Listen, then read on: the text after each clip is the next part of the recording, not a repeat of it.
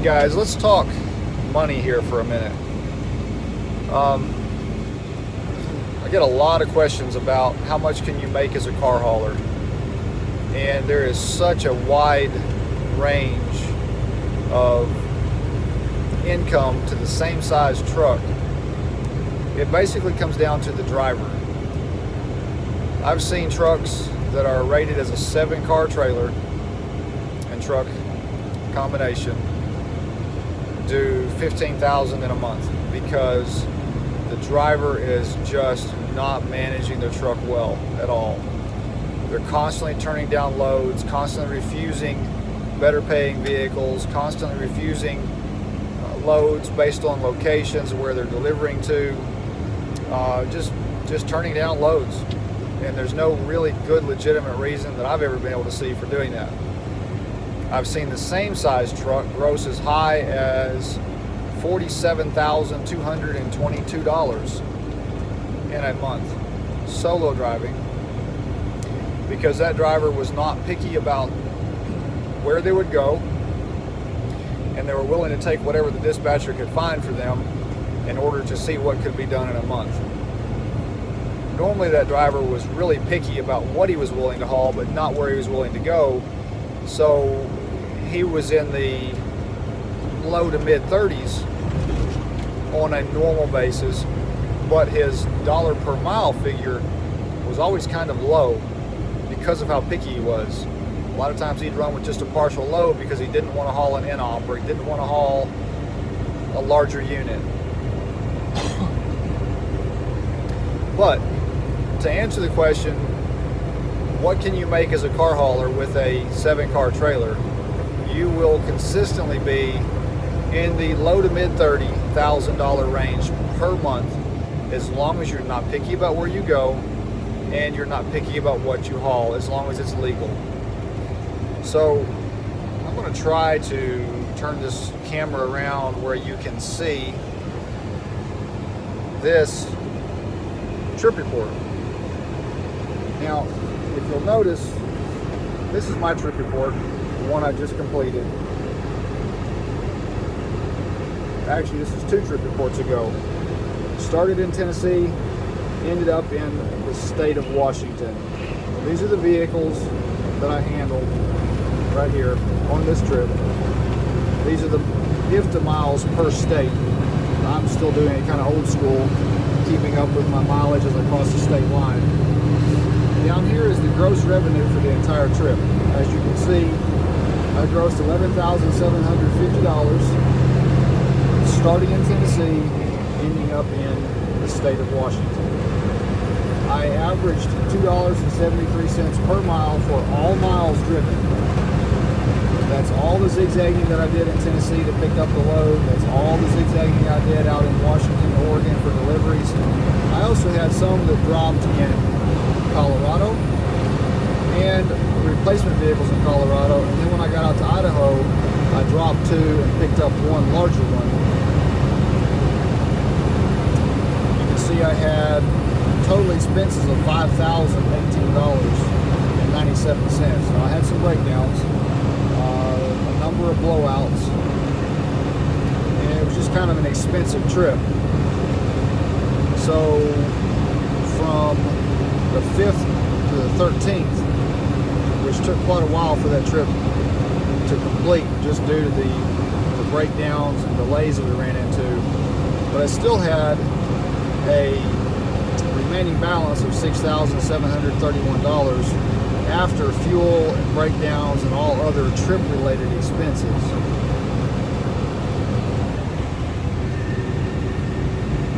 I like these trip reports the way I do it because it kind of breaks everything down for me. If you look right here, I had total tire expenses of over $2,000. I think the majority of the rest of that went into fuel.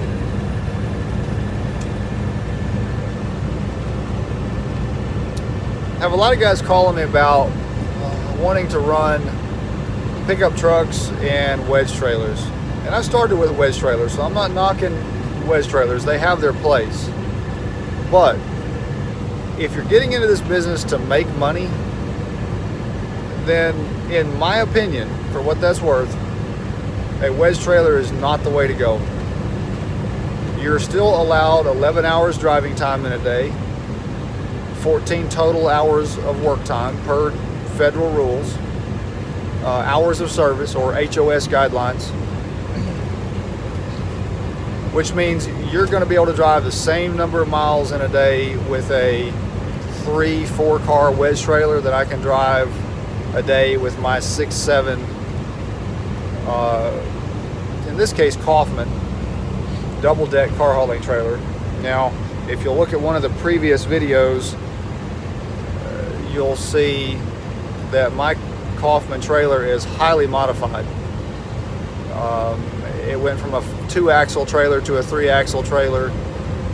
I went from being able to haul 2 normal size and 1 Volkswagen Bug or Smart Car or something ridiculously small on the bottom deck to 3 normal mid-sized cars now. And I can even put 1 in there that's a larger unit. So I've done a lot of modifications to my trailer so that deck space wise, mine now basically compares to, say, a 5307 Cottrell and what I can fit on my trailer.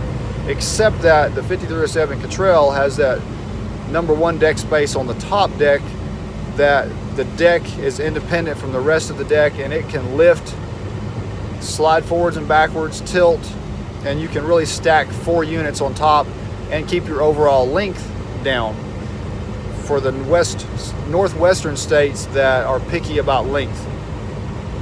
If you're not picky about length, or if you're in a state that's not picky about length, I've run 64, 65 feet long total on my load on the top deck and not worried about it. But I like going to Washington, Oregon because I can do $11,000, $12,000, $14,000 in a trip one way, and it's hard to do that in that time frame of a week and a half or so doing local work. So back to the wedge trailer. I found when I was running, and I've got a number of friends that found the same thing when they started in the business against most car haulers' advice and went with a wedge trailer instead. We all learned the same thing, and we kind of learned it the expensive way. If you look at long-term maintenance costs running a dually pickup truck and a wedge trailer versus running a decently dependable semi-truck and 6, 7, 8, whatever size you go with trailer, your maintenance costs are going to run you about the same.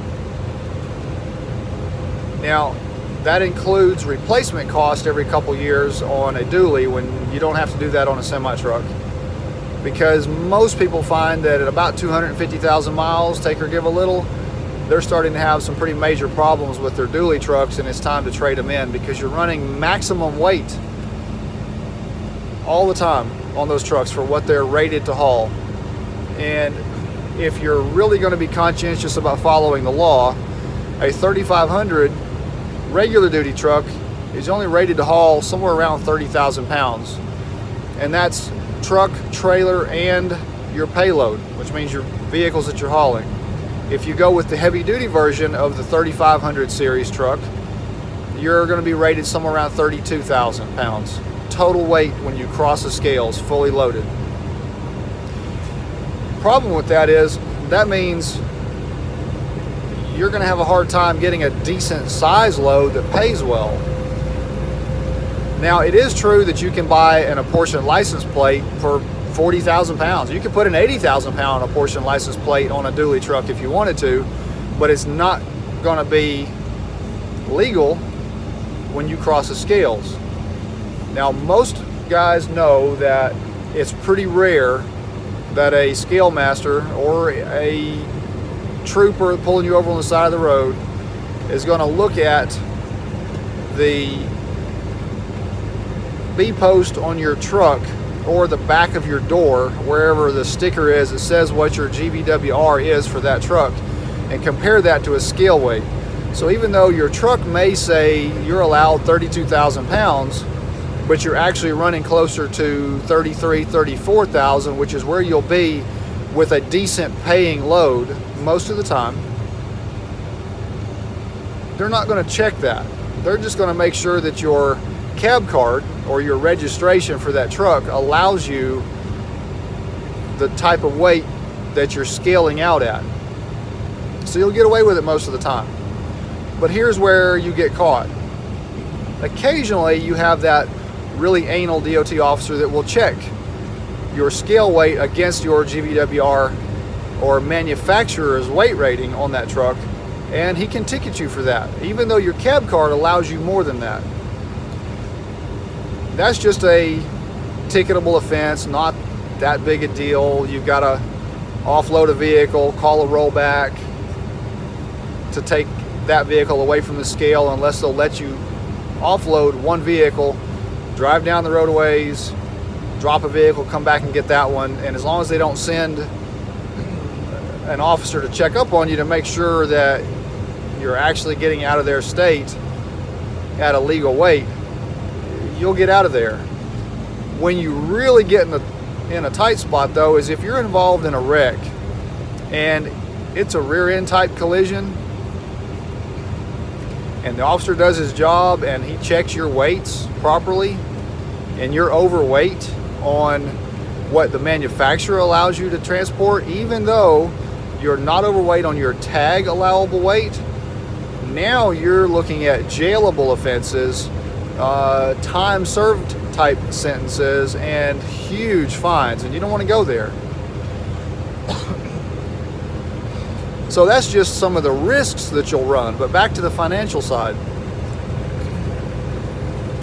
We dispatch for a number of dually pickups, and we're happy to do so. Our company will dispatch for you regardless of whose authority you're running under. And our dispatchers do a fantastic job. They produce great numbers for guys that are not picky, and they do their best for the guys that are. We'll get back to that in a minute if I don't forget. But because of that, because we do dispatch for trucks of all different sizes, I get to see those numbers. And I see what guys are producing running a 3-4 car wedge, running, say, a Kaufman Mini 5, hopefully pulling it with a 5500 series truck so they're legal and safe. And I see the numbers that show the guy that's out there driving 11 hours a day, working 14 hours a day, spending long-term about the same amount of money, sometimes more, sometimes a little less, in maintenance costs that I do in a semi-truck. They're grossing, if they're a good driver, they're going to gross $15,000, maybe $17,000 in a month on a 3500 series truck.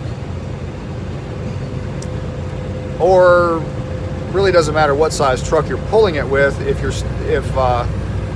take that back, it does.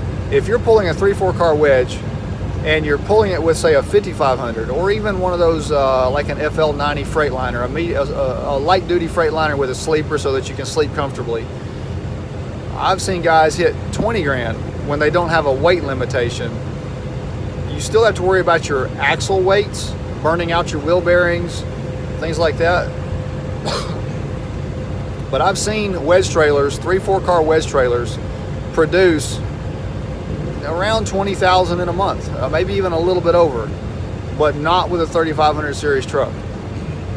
And this was back when there was paper logs, and I won't tell you how many hours a guy was driving in a day. But under today's rules with the ELDs or AOBRD, if you got lucky and got in before December 18 of last year, you are limited to the 11 hours driving time. So with those rules in effect, running a 3-4 car wedge trailer and a 4500 series truck, you're looking at $15,000, maybe $17,000 in a month gross to the truck before you take out any expenses. And that's if your driver is not picky and they don't care where they go or what they haul as long as it's legal. They're willing to haul an in-op, they have a winch on their trailer, they have flip outs front and back. If it'll fit, they'll haul it. Those are the guys that gross the most money, that their size trailer can gross.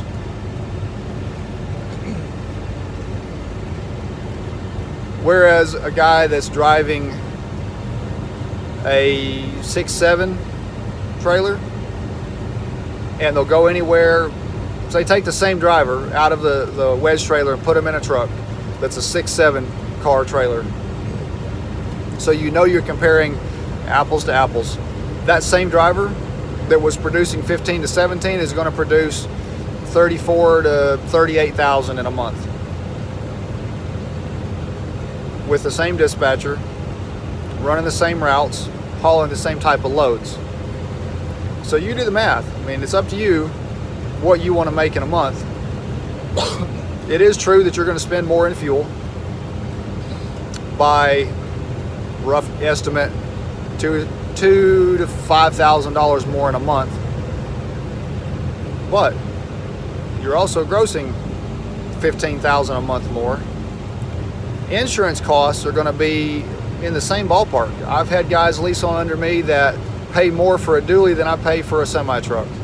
Right now I'm paying about $1,365 a month. That's $1,365 a month for a full-size semi. We are not a new company, and I'm not a new driver, so I'm getting decent rates for the state of Tennessee. Rates will vary based on the state that you're based in. I've seen drivers get maybe $1,000 or $1,200 with a dually, but they're not new drivers. They're 30 plus years old and they are well over 2 years driving experience. Now that doesn't mean that another driver in another state may have had a better experience. These are just average numbers that I've seen.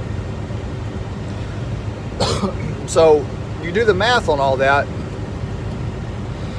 and you come out way ahead, both gross and net income,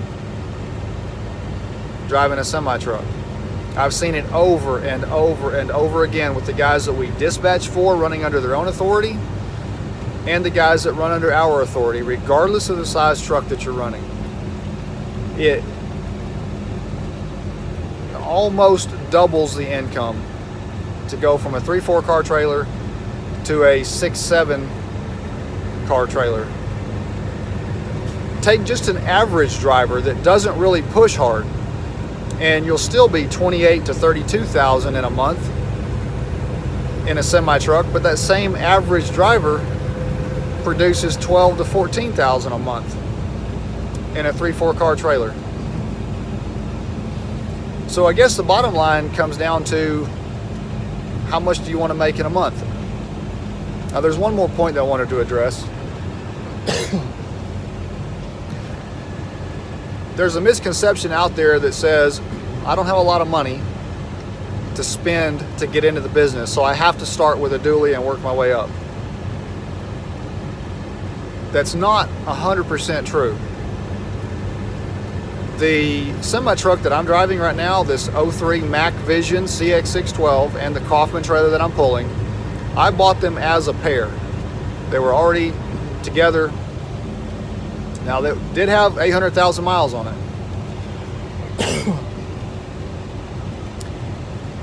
And I did have to carry a bag of tools with me. And I worked on the truck quite often. But I only gave $20,000 for truck and trailer. And this truck and trailer are currently grossing between 30 and 35,000 a month. Pretty consistent. And the Paperwork Princess is a permit driver, which means we're still limited to the 14 hours a day. What's that? Are you hungry? She's asking if I'm hungry. Yes, I'm hungry. So y'all all know. So we're going to stop and eat here in a minute. But anyway, as I was saying, she's a permit driver, which means we're allowed an additional 2.5 hours of drive time per day within the 14 hours total that we're allowed to work. And that is a benefit when we're rolling cross country and able to use it. But as you all know by now, we spend a lot of time working on this thing. So we still do, maybe 35,000 a month. We have done $188 shy of $40,000 in this truck and trailer combination. And it's a lighter weight rig than your larger units. But for those of you who don't want to be an onboard mechanic, that's okay as well.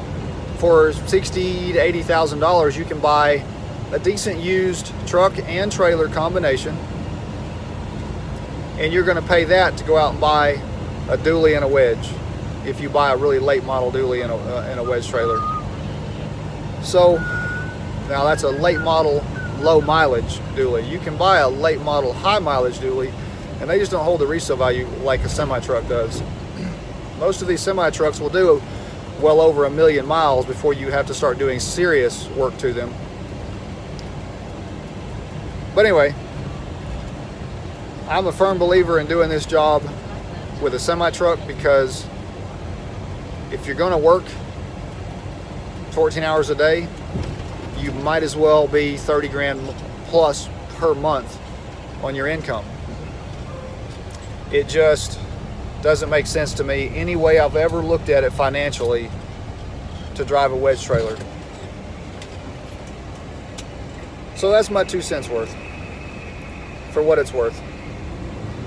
The trip we're currently on from Pennsylvania to Washington is paying a little over $10,000, and it's about a week-long run. We have several picks and drops as we go across, so it's not just a straight through trip. And when I say week-long, I mean that allows a couple days on either end to do 12 different stops, because it's like doing LTL freight. You pick one here and one there. Most of the time when you're gravy picking a load to go long distance like we do, it's rare that you actually get a full load in one place that pays really well going any distance. I take that back. In the last 6 months, we've started seeing a change in the market. Brokers are starting to put together loads that do pay decent for shorter runs, not complete cross country. I don't think I've ever seen a full load going all the way cross country that pays more than $5,000-$6,000, and they're rare to find one that does that. I'm not going to drive all the way cross country for that kind of money. It's just not when I can double it and gravy pick and spend an extra day or so on either end doing my dropping and picking. So we're going to get out and eat. If y'all have any questions, put them in the comments below or contact me through the website. I am more than happy to take the time on the phone to answer your questions. I do that on a regular basis. More than happy to help a guy get started into the business, even if you're not going to lease on under me. We do offer just dispatching to a guy that runs under his own authority. We see an average of about a 20% increase in gross revenue from a guy that does a decent job dispatching and a decent driver, but that is trying to do both at the same time, because you just can't effectively do both at the same time, even if you do a good job at one or the other. I've tried it myself, and it just never worked. I've dispatched for years, and I've driven, and I can't do both at the same time and still get every one of the vehicles on my trailer gravy picked. I end up maybe finding one or two in the time that I have to look, and I'm not one of those guys that's going to be on my phone or tablet driving down the road and trying to dispatch. I'm not going to do it. I can't do it safely. I look like I'm a drunk driver, so I'm not going to do it. So for me, I have to stop and do it on lunch break, or just not drive during normal business hours when most brokers are in the office, and try to find a load. And I'm always rushed because I want to get back on the road, because if my tires aren't turning, I'm not making any money. So to rush a load, you never make the kind of money that you would have made if you have a dispatcher that is sitting there dedicated to your truck, watching for several days on end, grabbing one here, grabbing it there when the top paying units come up. That's why our trucks are able to do the kind of money they do, and that's also why we don't do short runs, because your dispatcher doesn't have enough time to really truly gravy pick the entire load. And when I say short runs, I mean 500 miles or less. Personally, I like the cross country. But I love it out west. I love the mountains. A truck with a good Jake brake, and as long as you're not driving crazy, the mountains are nothing to be worried about. The grades are just as steep in North Carolina on 40 as they are out west on most of your mountains. Take the Cabbage, for instance. It's only a 6% grade for 6 miles. It's not bad at all. The grade in North Carolina, I can't remember the mountain name, but eastbound on 40, when you go up through North Carolina, you go down a pretty steep grade. It's just as steep and almost as long. So I never understood the guys that said, I'm only going to run in the east and south because I'm scared of the mountains out west, because you'll find them back here this way, back in the east as well. But anyway, look forward to hearing from you guys. Thanks for the positive comments on YouTube. Let's all keep it positive and try to help each other out. Keep the greasy sound. Try that again. Keep the greasy side down, drivers, and keep between the lines. Talk to you later. Roll on highway, roll on along, roll on daddy till you get back.